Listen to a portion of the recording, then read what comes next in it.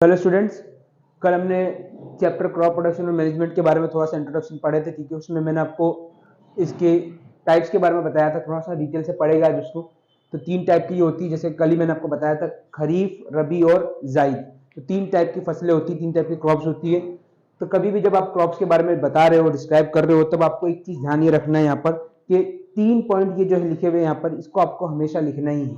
ये 3 पॉइंट अगर किसी भी चीज में आप लिख देते हो इनके टाइप्स के अंदर, तो वो सही हो जाता है आपका आंसर। सबसे पहले अगर खरीफ टाइप की बात करते हैं, तो खरीफ एक मानसून की क्या है, फसल है, मानसून की क्रॉप है। ठीक है, सबसे पहली बात इसकी सोइंग का पॉइंट आता है, यानी कि कब इसको बोया जाता है। तो खरीफ की अगर आप बात करते हो, तो खरीफ की जो फसल है उसको जून टू सितंबर, ये 3-4 महीनों के अंदर जो है खरीफ की फसल को बोया जाता है, सोइंग की जाती है उसकी। इसके बाद में सेकंड जो आता है पॉइंट, वो आता है हार्वेस्ट करने का, यानी कि उसको कटाई करने का, काटने का उसको। तो ये जो होता है, ये विंटर के स्टार्ट में, यानी कि अक्टूबर के करीब में जो होता है, ये काम किया जाता है। यानी जो खरीफ की फसल होती है उसको काट लिया जाता है। अब इसके बाद में आता है इसका एग्जाम्पल, कि खरीफ का एग्जाम्पल क्या है। देखिए, अक्टूबर है ये, अक्टूबर के अंदर हार्वेस्ट की जा रही है। इसका मतलब क्या है कि सर्दी। तो ऐसी फसलें होगी ये जो आप सर्दियों में खाते हो। तो सीधी बात यहाँ पर ये है कि इसके अंदर सिंपल एग्जांपल आपके पास में यहाँ पर आ जाता है ग्राउंड नट। ग्राउंड नट जो है वो इसका सबसे अच्छा एग्जांपल है, जिसको आप क्या देखते हो कि सर्दियों में कई लोग खाते भी हैं। तो ये तो होगी 3 बात यहाँ पर इसके अंदर खरीफ के बारे में। अब सेकंड पॉइंट जो इसका आता है, वो आता है रबी के बारे में। रबी जो क्रॉप है उसके बारे में, सेकंड जो इसका टाइप है। ठीक है, तो अब अगर जैसे रबी की बात कर लेते हैं, तो जिस तरीके से ये विंटर क्रॉप थी, सो ये समर क्रॉप थी, ठीक है, उसी तरीके से रबी जो है आपके पास में क्या है, वो है विंटर क्रॉप। तो ये मानसून और ये क्या होगी, विंटर क्रॉप होगी।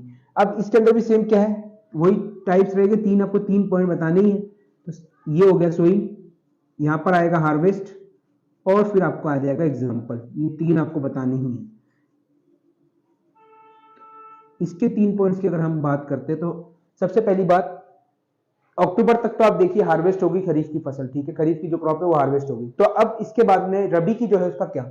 तो रबी जो है इसकी सोइंग की जाती है अक्टूबर से नवंबर के मंथ के अंदर, यानी जब जो सर्दियों का स्टार्ट का महीना होता है, ठीक है, सर्दियों के, उसी के अंदर क्या की जाती है, इसकी सोइंग की जाती है। इसके बाद में हार्वेस्ट की अगर आप बात करते हो इसकी, सिंपल है। यहाँ पर देखिए, गर्मियों के अंदर जब अप्रैल का महीना रहता है, ठीक है, तो अप्रैल के महीने के अंदर क्या की जाती है, इसकी हार्वेस्ट को हार्वेस्ट कर लिया जाता है। ठीक है, और फिर इसके अगर एग्जाम्पल्स की आप बात करते हो, तो सिंपल है। देखिए, गर्मी की फसल है ये, ठीक है, गर्मियों में।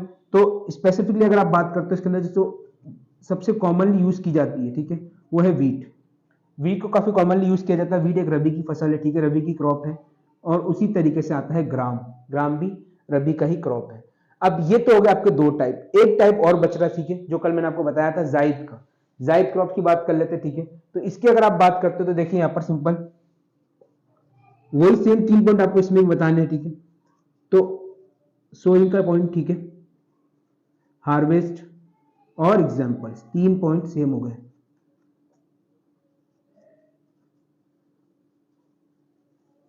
ये 3 पॉइंट यहां पर एकदम सिंपल हो गए।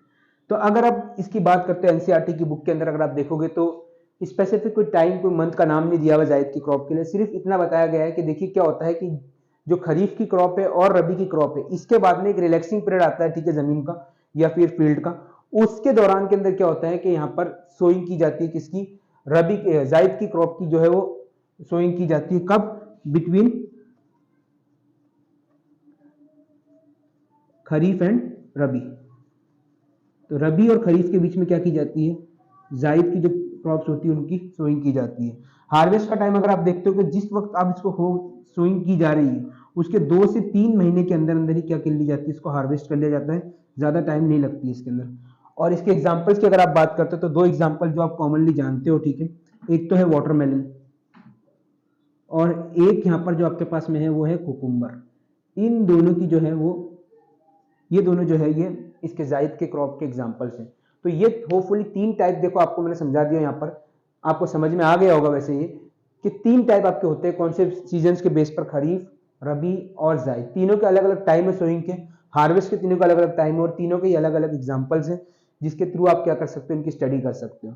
अब ये तो हो गया छोटा सा इंट्रोडक्शन के बाद में जो आपका लेसन है उसकी स्टार्ट हो गई एक तरीके से ये।